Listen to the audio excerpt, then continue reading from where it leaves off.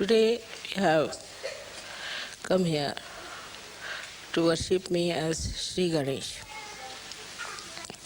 We have been singing the praise of Sri Ganesha before every puja.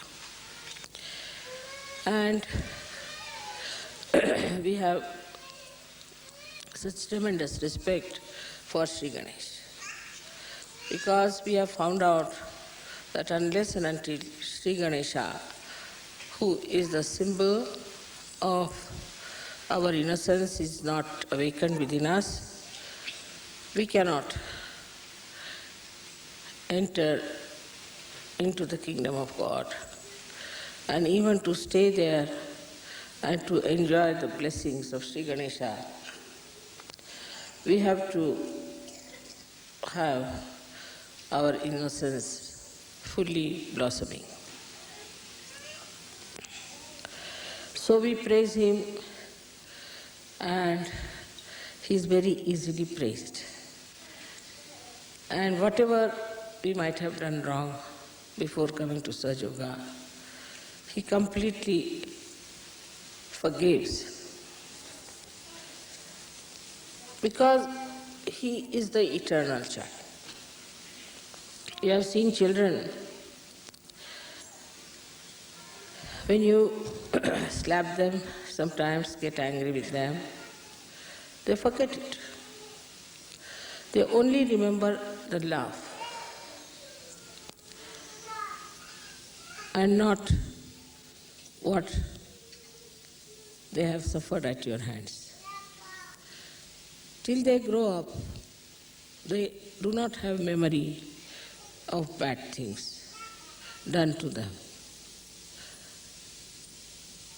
From the very beginning, a child is born to a mother. He doesn't know what he has gone through. Then gradually the memory starts working, and he starts restoring things within himself. But in the beginning only he remembers what nice things have happened to him. So we always like to ponder about our childhood, what we enjoyed in our childhood. But as we start growing up, we start remembering all the miseries and all the tribulations we had to go through. All the ordeals through which we have passed, we try to magnify it. In childhood, the children only remember the people who have loved them and not the people who have hurt them. They don't want to remember, perhaps. It looks like that. But when they grow up, they only try to remember those people who have harmed them or have troubled them. And that's how they make themselves very miserable. But the principle of Ganesha is extremely subtle. It's the subtlest of subtle. And it exists in everything. That it exists in the matter, in the form of vibrations. There is no matter which is without vibrations. It has vibrations which are seen even in the atoms and also in the molecules of all matter that is existing. So Sri Ganesha is the first one who was established in the matter as well. As a result, we can see he exists in the sun, he exists in the moon, he exists in the whole universe, in the whole creation, and he continues to exist in human beings also. Only the human beings have capacity to some or other cover up the innocence. Otherwise, animals are innocent. Human beings have the freedom. If they want, they can cover up their innocence. They can shut down the doors of Sri Ganesha and say that he does not exist. They can cloud it. And that is why we find among human beings that they are doing so many horrible things, avoiding the existence of Sri Ganesha. But he acts. He acts in a way that he shows natural results of our wrongdoings. Like if you do things which are not pleasing to Sri Ganesh, he goes up to a point, forgives you up to a point, and then he starts emerging out as diseases, as physical diseases, and in women it becomes a mental disease. Also, it can create problems in the nature. The natural catastrophes are also only the curse of Sri Ganesha. When people start doing wrong things, behaving in a wrong manner,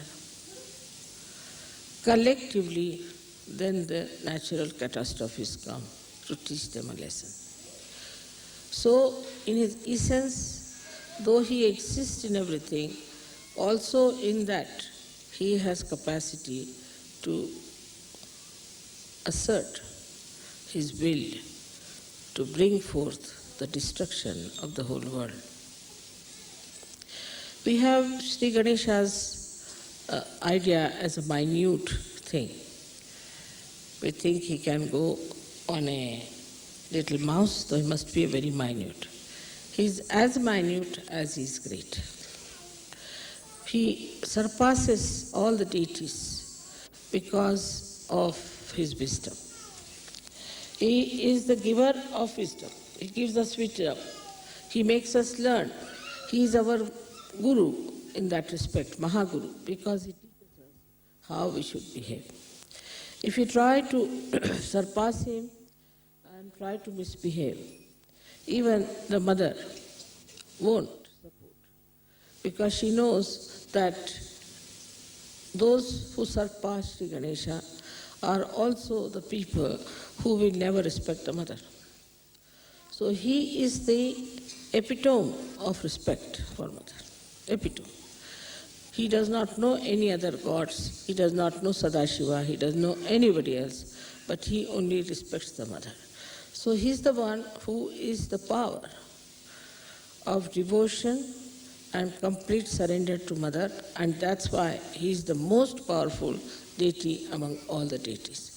And nobody can surpass him in his power. We have to understand that as children are growing, Sri Ganesha starts growing in them also, but as they are human beings, they can somehow or other try to overpower Sri Ganesha. So it's the duty of parents who are Sahajogis to see that they look after their children in a way, in a detached way, to see that Sri Ganesha in them is settled. The first sign of Sri Ganesha in a child is wisdom. If the child is not wise, if he is troublesome, if he does not know how to behave, then that shows that the Sri Ganesha is being attacked by him. And these days, in the modern times, as it is, children are very much under attack. Innocence is under attack. And it is very difficult for people to make a fine line as to how far to go with children and how far not to go. Today's lecture would be more concerning about how far to go with Sri Ganesha as far as children are concerned, because that's a very important part. Because he is the giver of wisdom. So the parents must understand that if he is the giver of wisdom, there should be wisdom within me. And if I have the wisdom, then I have the balance. And I don't lose tempers with children, but I try to correct them in such a manner that they get corrected. On the contrary, if you try to be very harsh with your children, they might react and they might go astray. Or you try to restrict them too much, then also they will behave in the same manner. So one thing is to be taught to your own children, as Sri Ganesha himself does, that respect your mother. Your mother means your holy mother and your own mother. That is very important. If the father doesn't make the child respect the mother, the child can never be all right, because the authority comes from the father, no doubt, but mother must be respected. But for that it is very important that mother must respect the father. So in the presence of children, if you start fighting with each other, misbehaving and talking in a manner that is not proper, also will have a very bad effect on the Ganesha Tattva of the child. This upbringing is a very important thing in Sahaja Yoga, because by God's grace you all have got realized children. So you must know how far to go with your children, to make them wiser, to be moral, to be righteous. First thing is that you should try to preserve their wisdom. If they say something wise, you must appreciate. But they should not also say out of place, out of grace. So the misbehavior is also not to be tolerated, in the sense that whatever is wisdom within has to be expressed outside as light. Now we go further with it to see how far Sri Ganesha acts. As I said, in the subtlest of subtlest he exists, but you have to awaken him. For example, you have seen the water which is vibrated. Means what? Vibrated means the Ganesha Tattva is being enlightened in that water.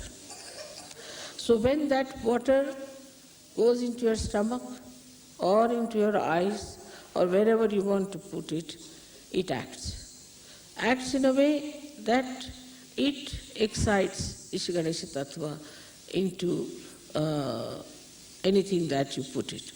Now you have seen we have got miracles of agriculture to begin with. Miracles of agriculture is such that people are amazed. But it's very simple. Once you start exciting the Ganesh principle into the seed, it becomes 10 times, sometimes 100 times. Even the Mother Earth, which we think to be something dead, can be vibrated. Supposing you Sahaja-yogis walk bare feet on the ground, the Mother Earth gets vibrated.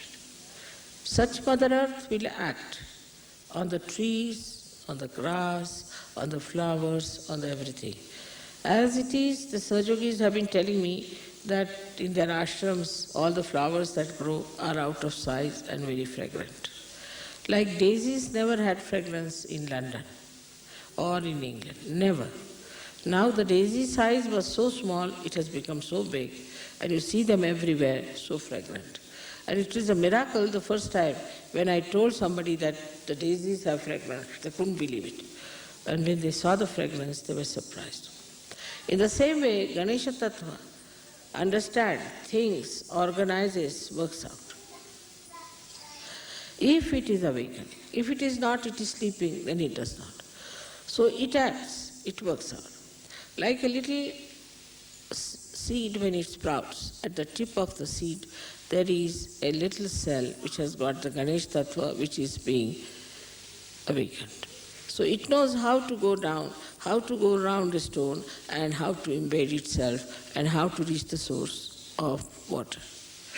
But it has only the sense how far to go to exist, how far to go to nourish yourself on a very material plane, how to allow the tree to grow. But this Ganesh Tattva starts becoming very, very subtle and subtlest at the point of Agya Chakra. At the time of Agya Chakra, it understands that it has now the spiritual dimension. The same Ganesha Tattva which acted in a small little tip of a root now acts for the spiritual thing. That's why people close their eyes when they meditate, because they don't want to see anything else, but they want Sri Ganesha just to act for the meditative process of their Kundalini. This process of meditation, when we close our eyes, acts. But if you see, if somebody is sleeping and he is dreaming, you will see there will be, the eyes will be all the time moving, there will be moving eyes. This Ganesh Tattva is now acted by your attention. If you have an attention which is all the time going from this place to that place, to that place, to that place, then it is affected. Especially in the case when we start looking at men, looking at women all the time, then also our Ganesha Tattva gets very much destroyed. Such people are difficult for rising in their ascent, because Agya itself goes out. Then this Ganesha Tattva can also be reduced if you are very materialistic, all that worried about your things, like you have something in the house, you're worried about and looking at everything all the time, trying to correct it, and all the time worried about the matter. Then also this Ganesha Tattva can be lost, because you are all the time worried about these things. Like we are going to the shop and we are seeing everything, what is there, what should I buy, what should I buy. Like that also if you do too much it will be. But supposing you are buying something out of beauty, for beauty. You want to buy something for beautifying your house. That means you are trying to do something to please others. You are doing it to make others very happy. Then it acts the other way around. Then it increases your ascent. But if it is done only to create a kind of a joy for others, sharing of the beauty of whatever you have bought or you have taken. But supposing you are buying anything for making others feel jealous, that also I have recently learned that there is a capacity like that for people to buy something to make others jealous, not to make somebody feel happy. If there are people who buy things just to make others feel jealous, then also their Ganesha Tattva can be destroyed. What you should buy, anything, you should make a beautiful house. When somebody comes to your house, you should say, oh, what a nice thing we have seen. Not attachment to the thing, but attachment to the thing, how people feel, how they feel nice and relaxed, and they feel their Sri Ganesha within them, which is beauty. When this feeling comes in, then we should say there's Ganesha Tattva. And it's a very motherly feeling, it is. Like a mother always wants to give sweet things to her children, beautiful things to her children. In the same way, in that you have that vatsalya, as it's called, is the feeling of the mother for the child. That subtle feeling you have, that people have come to my house, now see how they are happy, they are enjoying this, and they are appreciating it. In that way, you also satisfy a very great Ganesha principle, is that you have taken note of the artists. Though the artists are creating their all beautiful things out of matter through the Swadhisthana, but without Swadhisthana being governed by Sri Ganesha, it cannot be beautiful. These days, as you see, the artists are taking to all sorts of grotesque things and very immoral things. And these things are of no eternal value. Today people will buy them and tomorrow they'll throw away.